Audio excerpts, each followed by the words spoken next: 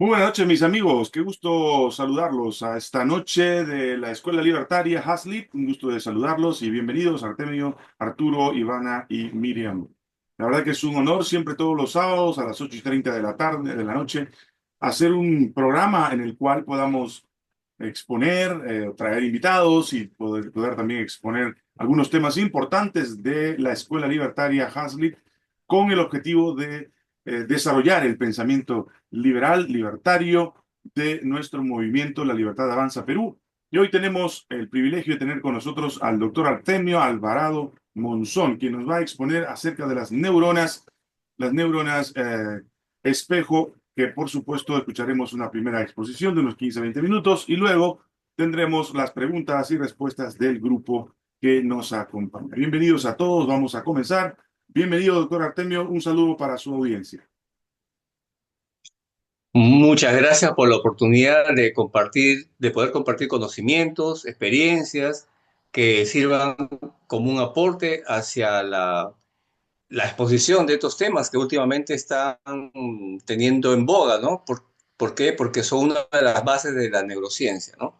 En este caso, este, la neurociencia es aquella ciencia que ha venido mejorar, a apuntalar el desarrollo humano. ¿Por qué? Porque siempre estamos pensando, oye, ¿cómo será esto? Hacemos política de Estado de A o B forma, pero no sabemos cómo funciona nuestro cerebro. En este caso, tenemos las neuronas espejo y puedo iniciar cuando así lo desee Boris. Sí, en realidad, nosotros como escuela libertaria estamos preocupados de hablar un poco acerca de la educación, pero la educación no simplemente porque se establece bajo los parámetros de la economía.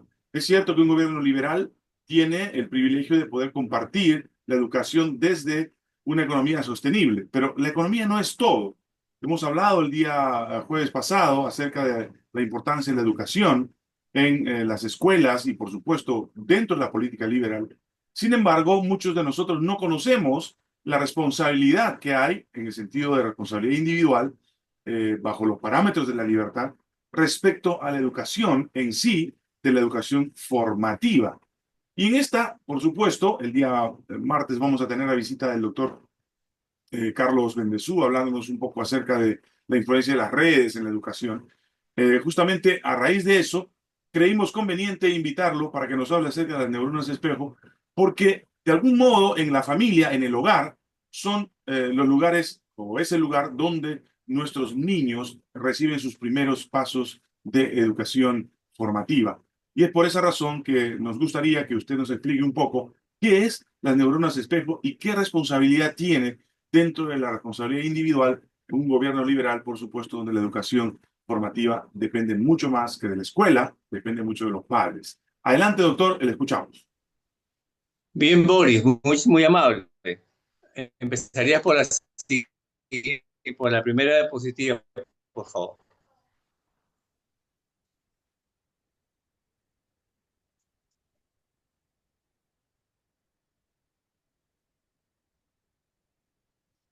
Adelante.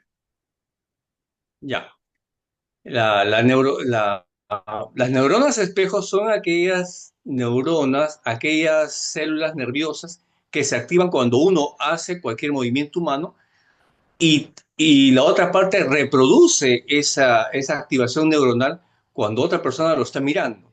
Entonces ahí se ve que cuando de manera directa o indirecta tú estás viendo, observando, automáticamente tu organismo, tus neuronas van reproduciendo esas imágenes. Por ejemplo, a veces uno está en el micro, está pasando y alguien bosteza y sin querer, sin darte cuenta y al margen de tu voluntad, también comienzas a bostezar y no hay ninguna explicación o por lo menos no la había, ¿no? Las neuronas espejo es la siguiente, Boris. Las neuronas espejo fueron descubiertas por el neurocientífico italiano Giacomo Risolati en el año de 1996, descubrimiento que le valió el premio Príncipe de Asturias del 2011. El doctor Risolati, al mando de un grupo de 21 investigadores de la Universidad de Parma, hizo experimentos y basados en la observación de los simios y primates, en las cuales él pudo evidenciar, pudo demostrar la activación de esas neuronas. Y ciertamente el cerebro humano también tiene ese tipo de estructura cerebral, estructura neuronal. Las neuronas espejo realmente están ubicadas en el parietal inferior y en el cíngulo anterior. Eso es lo que nos dice don Giacomo Risolati, eh, siendo uno de los baluartes de la neurociencia, porque como vamos a ver más adelante, está implicado en casi todas las cosas que hacemos en las 24 horas del día. La siguiente, por favor.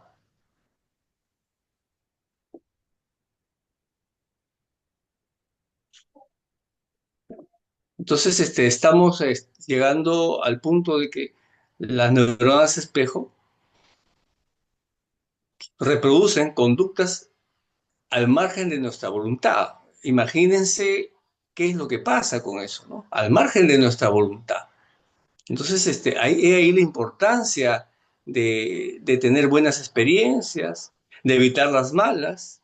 Y como decía Boris, la familia se ha convertido, pues, en un surtidor permanente de problemas. Al contrario, debería ser un surtidor permanente de personas debidamente equipadas, psicológicamente hablando, ¿no? La siguiente, por favor, Boris.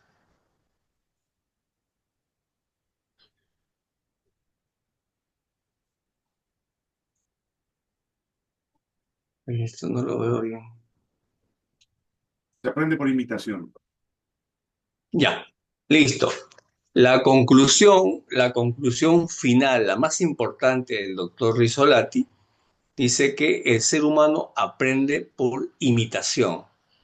Y a veces pensamos, pues, oye, yo le voy a enseñar esto a mi hijo, le voy a enseñar A o B cosas, y ciertamente hay una buena intención, pero el hijo automáticamente va adquiriendo los hábitos, las costumbres, porque va formando su biblioteca personal, que va a sacar los tomos de acuerdo a las circunstancias, ¿no? A lo largo de su vida.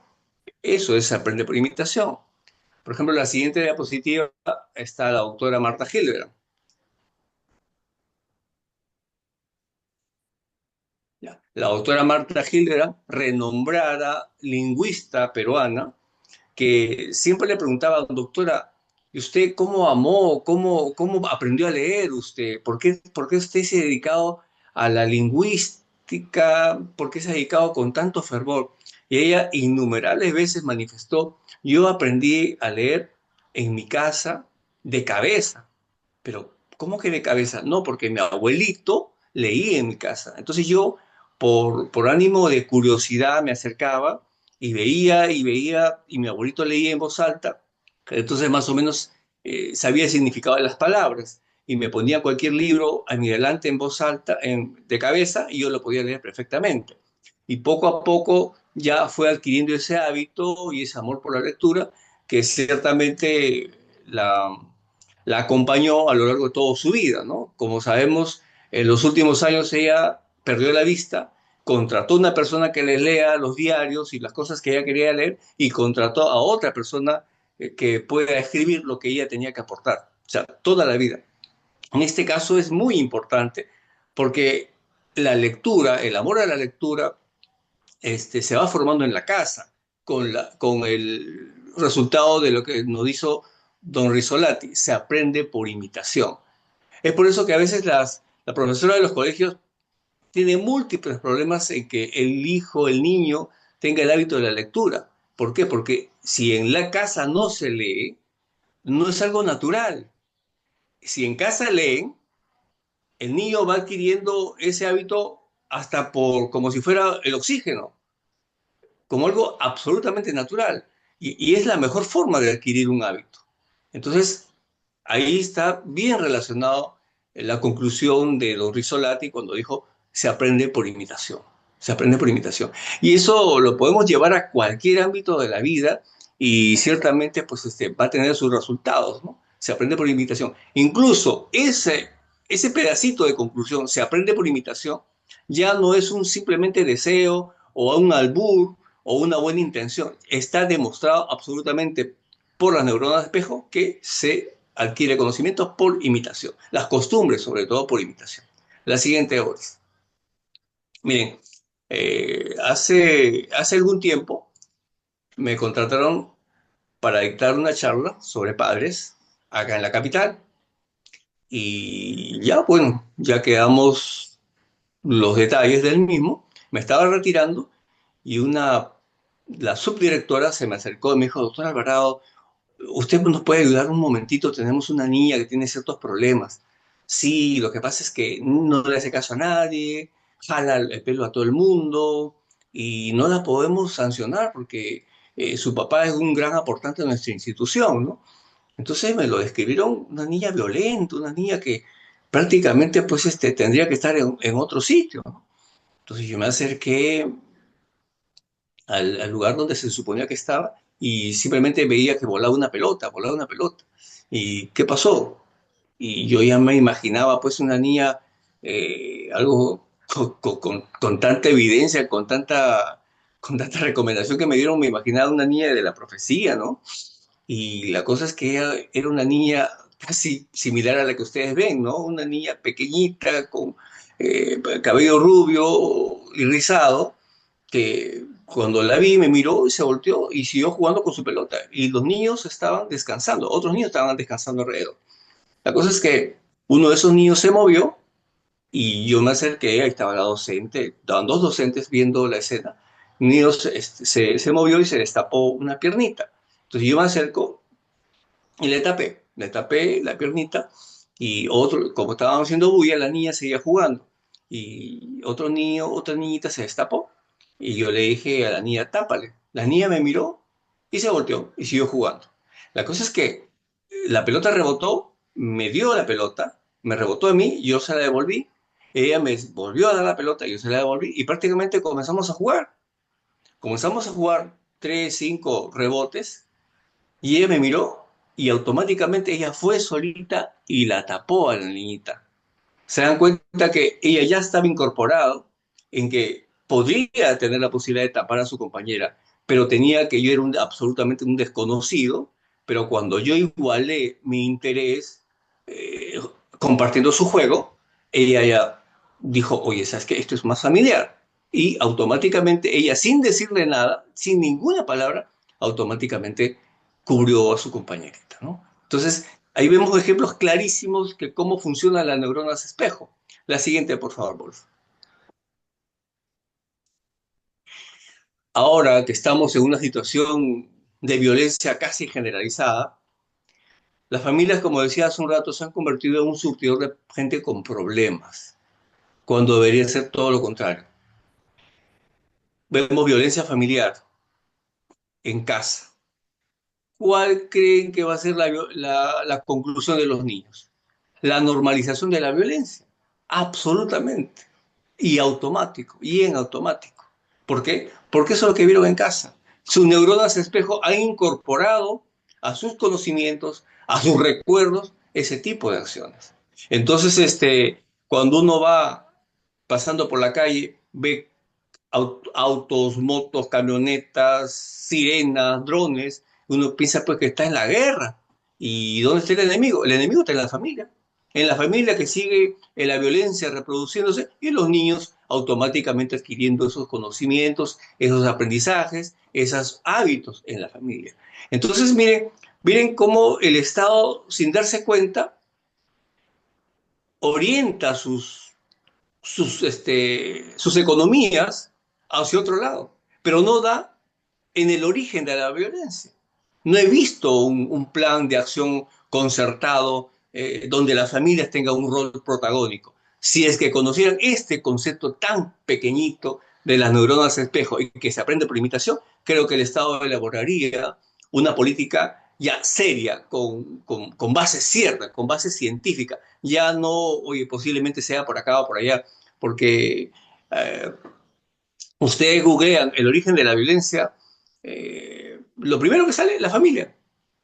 Pero lamentablemente la clase política dice, no, la violencia sale porque no tienen trabajo, o por la violencia sale porque no hay lugares de recreación, como que si el ocio es el generador de la violencia, y no es así. La violencia está en la casa, la falta de amor, la falta de afecto. Eso es reconocido incluso por la FAO, cuando dice que la falta de afecto, la falta de amor genera violencia. Genera la violencia porque la gente va a obtener el amor y el afecto que no encuentra en casa, en otros lugares, pero no a tan bajo precio, ¿no? Entonces se acarrea una serie de cosas que el gobierno o los gobiernos o los estados creo que no harían bien en incorporar este concepto en sus políticas, ¿no?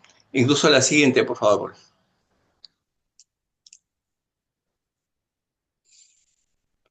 El famoso bullying.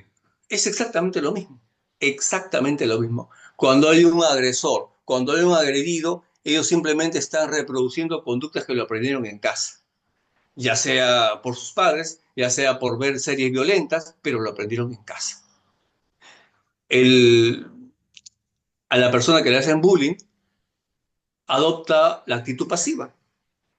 En casa, si hay violencia, uno es activo y el otro es pasivo. No hay otra.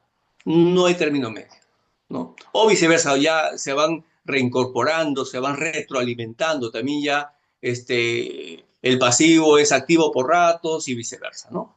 Pero el bullying es un resultado de las neuronas espejos aprendidas en casa, ¿no?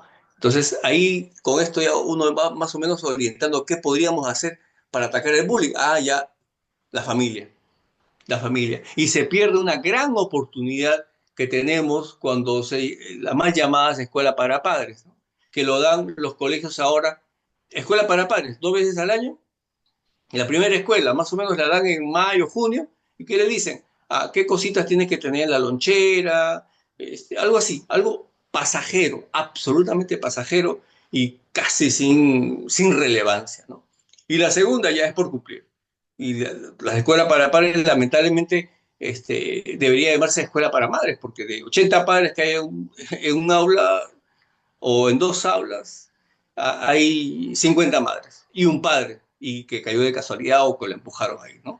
Entonces, vemos que no hay el interés o no hay la concientización, de repente por desconocimiento de este tipo de cosas, ¿no?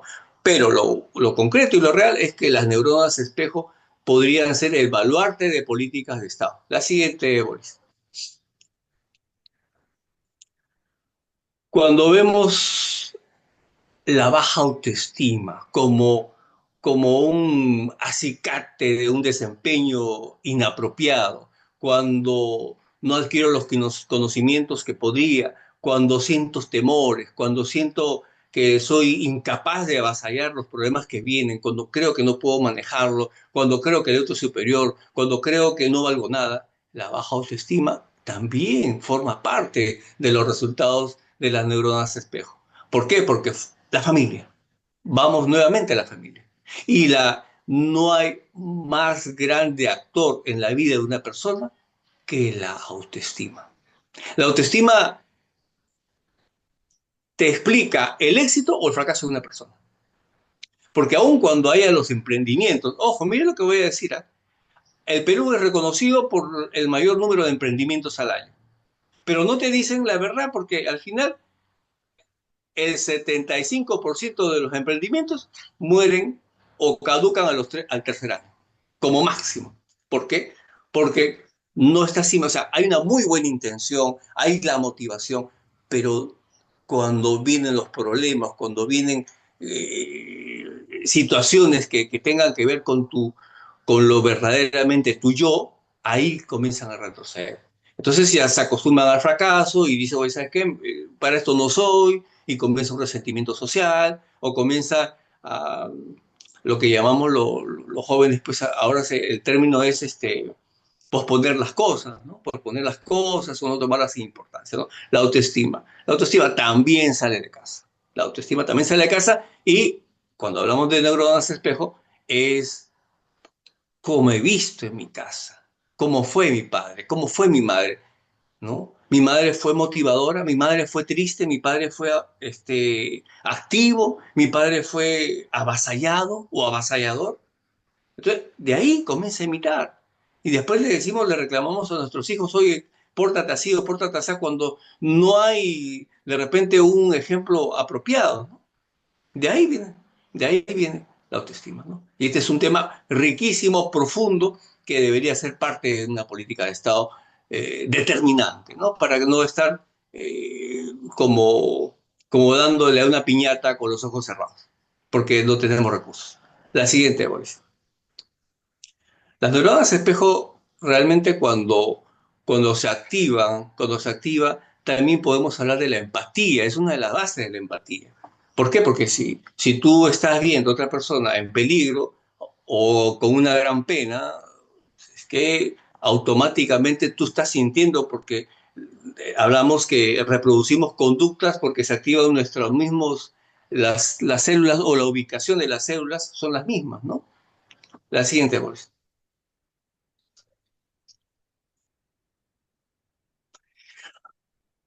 He traído acá al archiconocido Albert Einstein, ¿no? Después de que lo que les diga hoy día, de repente tenemos que actualizarnos un poquito, ¿no? La gran mayoría de personas admiramos el aporte ineludible de don Albert Einstein a la ciencia, ¿no? Pero, ¿cómo fue Albert Einstein? ¿De dónde vino su capacidad? ¿De dónde vino su autoestima? Porque si él hubiera tenido autoestima baja, yo les aseguro que no esperaba tantos años para poder demostrar su teoría. Si él no hubiera tenido la oportunidad de un ambiente apropiado, tampoco habría podido trabajar lo que es la imaginación. Dice la historia, los historiadores, que él creció en un ambiente donde sus padres, junto con su tío, hacían experimentos, pequeños experimentos, y lo vendían a la comunidad. ¿Se dan cuenta? O sea, él creció en ese ambiente. Las neuronas espejo copiaron el ambiente, los modelos, y entonces él se incorporó también. Dicen que fue su madre una eximia violinista. Él también tocó el violín. ¿Y qué nos demuestra la neurociencia? Que cuando tocas violín es uno de los ejercicios más poderosos para hacer crecer incluso tu coeficiente intelectual, ¿no? Y la paciencia también la copió de la madre, ¿por qué? Porque para esperar tantos años para demostrar su teoría de la relatividad, no cualquiera tenía eso, ¿no? O sea, se dan cuenta de que los padres tuvieron una labor importantísima en el desarrollo de don Albert Einstein, al igual que si buscamos otra persona destacada, don Amadeus Mozart. Su padre fue el director de la capilla, de la catedral de la zona donde vivieron, de Viena. Su madre también, o sea, crecieron en un ambiente así, adquirieron esos conocimientos, esos hábitos, obviamente los catapultaron para adelante. ¿Cuántos de nuestros hijos tienen esa oportunidad? O simplemente tenemos hogares donde la violencia es, como dicen por ahí, la parte de la historia, y lo creemos así. Entonces, ¿cuánto haría un Estado en ahorrarse en políticas inteligentes basados en la realidad, ya no en los buenos deseos? La siguiente, Boris.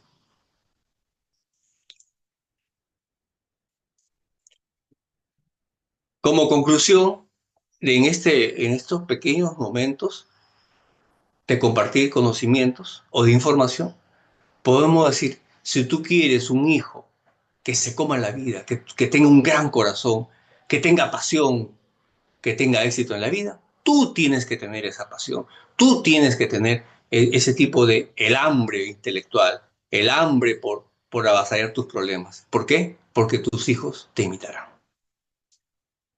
Listo, Boris. Pinceladas, esperando las preguntas de todos.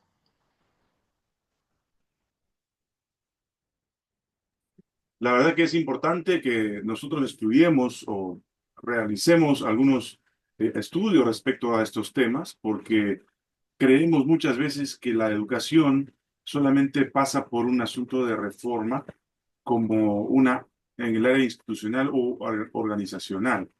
Pasarle la educación simplemente a empresas privadas que puedan hacer una educación de mayor calidad. Pero la calidad de una educación no está en solamente transferir una administración, sino en el hecho de establecer dónde, cómo y cuándo realmente se inicia la verdadera educación formativa para la vida del ser humano. Y hoy, de alguna manera, hemos tocado, como tú lo has mencionado, las neuronas espejo nos ayudan a entender dónde tenemos que comenzar la educación y no necesariamente pensando solamente en el campo institucional, sino también pensando en cómo facilitar a las familias lo necesario, las condiciones. Eso es lo que piensa la corriente de pensamiento liberal, de que las familias estén de tal manera desarrolladas económicamente, socialmente, culturalmente, de que puedan, dentro de la familia, tener el bienestar suficiente, los niños, para poder desarrollar un estado de bienestar que realmente funcione, que realmente exista o coexista, de tal modo que no tengamos los problemas que tenemos en un país donde está monopolizado por el Estado, los controles de la educación están direccionados por corrientes que de alguna manera vienen desde el exterior y que son adoptadas también aquí, como el caso de Woke y todo lo demás que tiene que ver con la ideología de género, que nosotros deberíamos desterrar de nuestro Estado, porque es la única manera como podemos formar hombres del mañana con mayores capacidades. Levante la mano y con muchísimo gusto el doctor Artemio Alvarado podrá contestar algunas preguntas. Yo tengo una para comenzar. Parece o aparentemente las neuronas espejo solamente tienen que ver con la parte gráfica o también tienen que ver con la parte auditiva, el tacto y todos los demás sentidos del ser humano. Tiene que ver con todo. Por ejemplo, cuando uno va de viaje a cualquier lugar de Perú o de Sudamérica, por ejemplo, te vas a Argentina y cuando tú no estás consciente de que te vas a Argentina y que vas a reproducir modismos, al hablar, los dejos, te dicen en tu casa, oye, que ya se te pegó el dejo, que no, no, ese es automático, ese es automático, lo experimenté cuando en mi juventud me fui con unos amigos al norte, a Guadalupe, y a los 15 días, sin darnos cuenta, ya estábamos hablando cantando, como todos Guau, los pobladores. guapaisano. Claro, bajan en Guadalupe, hombre, o sea, automático. Y eso, y no es tan así que uno intencionalmente me voy a copiar, no es así. Al contrario, cuando yo tengo la intención de no copiarme, es cuando realmente ya le pongo la conciencia de no copiarme, ahí recién puedo tener ese resultado. Pero si uno habla con normalidad, automáticamente se te va a pegar el dejo, como dicen, ¿no? Es neuronas espejo, incluso, a ver, eh, cuando ha encontrado cuando algunas vaquitas están con los perros, las vaquitas o los perros imitan las conductas de los que están por ahí, imita, o sea, automáticamente creo que esto lo comparten todos los mamíferos, la capacidad de imitar, la capacidad de imitar. Entonces, estamos hablando ya no solamente de cosas visuales, ¿no? Una de Estamos las hablando de cosas cosas. que normalmente yo estoy un poco preocupado y es cómo nosotros hemos copiado la forma de hablar, por ejemplo, de los caribeños, ¿no? En vez de decir observación con B, ya comenzamos a mencionar en el Perú, no se escuchaba eso antes, decimos observación con C. Y así como Ujú. eso, muchas palabras que dicen los amigos venezolanos o los caribeños que no pronuncian bien las palabras, ¿no? En vez de decir amor, dicen amor, y comenzamos nosotros a copiar. Sí, Lastimosamente estamos destruyendo también negativamente a través de las neuronas espejo, estamos destruyendo sí, nuestro sí. lenguaje, ¿no? Y escuchar eso en un profesional, en una institución donde hay profesores que hablan así, la verdad que es, eh, yo diría hasta no sé, no quiero utilizar una palabra fea, ¿no? Pero no es la adecuada, me parece. Claro, claro. Sí, sí, sí, ciertamente, este, hay situaciones, como le decía, ¿no? Si lo haces naturalmente, te vas a copiar automáticamente. Y creo que también es una de las partes de la adaptación para la supervivencia. Tiene que ver con eso, ¿no? Adaptación para la supervivencia, ¿no? Claro que a veces se utiliza de mala manera, pero si eso es así, mira, Boris, si eso es así, si tengo eso, entonces propugnemos a las familias cosas positivas. Por ejemplo, a ver, si me dicen que el inglés o el chino mandarín son los idiomas que van a ser más solicitados en el mundo. El Estado podría invertir en enseñarle ese tipo de idiomas a las madres gestantes. ¿Ah? ¿Para qué? Para que le hablen a sus hijos en esos idiomas y aprovechen la ventana de oportunidad que tienen los hijos de 0 a 2 años, que son la capacidad máxima de reproducir y la más fácil de reproducir lo que son los idiomas, ¿no? Entonces ya estás utilizando la neurociencia para política de Estado, ¿no? Correcto. Entonces, si tú tienes, ¿no? Y los niños van a hablar eso. O sea, yo vivo acá al costado de una comunidad gitana. Los niños perfectamente te hablan en su idioma natural y en el castellano. Y Romané. todititos, o sea, sí, sí. Muy bien, la verdad que es un tema interesante. ¿Alguien tiene alguna pregunta adicional? ¿Le podemos escuchar, por favor? Si alguien tiene alguna pregunta para poder hacerle al doctor Artemio, estamos ávidos para escucharlo. Levante la mano, por favor. ¿Algún comentario? ¿Cómo ven ustedes esta metodología en el mundo liberal o en un gobierno liberal? ¿Cuál sería su comentario? Adelante, José, Miriam, Ivana, Arturo, que están con nosotros esta noche. Si no hay más comentarios, podemos ir concluyendo nuestra escuela del día de hoy, sábado 8 de marzo.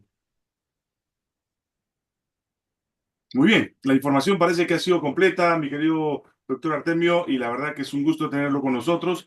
Sus palabras finales para ir terminando nuestra reunión el día de hoy.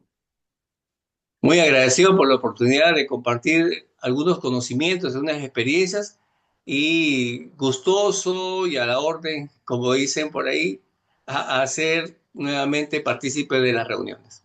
Muy bien, muchísimas gracias. Ha sido el doctor Artemio Alvarado. La próxima semana, el día sábado a las 8:30, tendremos otro tema más, enseñándonos un poco más cómo desarrollar el concepto de la libertad en el pensamiento liberal y, por supuesto, utilizando las herramientas necesarias para crear un gobierno que realmente llegue al ser humano, lo desarrolle, lo ponga en la condición necesaria para poder tener bienestar dentro de un gobierno liberal y que, por supuesto, procure el bienestar, el respeto de la persona humana, el respeto de la propiedad en una economía de libre mercado que realmente nos ayude a desarrollarnos como país y como comunidad. La verdad que ha sido un honor poder tenerte esta noche, Artemio, con nosotros y a todos los que han participado el día de hoy. Esperamos el día el día martes, hablando o conversando contigo con la visita del doctor Carlos Bendezú a las 9 de la noche. Un abrazo para todos. Gracias una vez más, Artemio. Nos vemos en la próxima escuela libertaria Henry Hazlitt. Buenas noches, un abrazo para todos. Vamos. Chao, chao.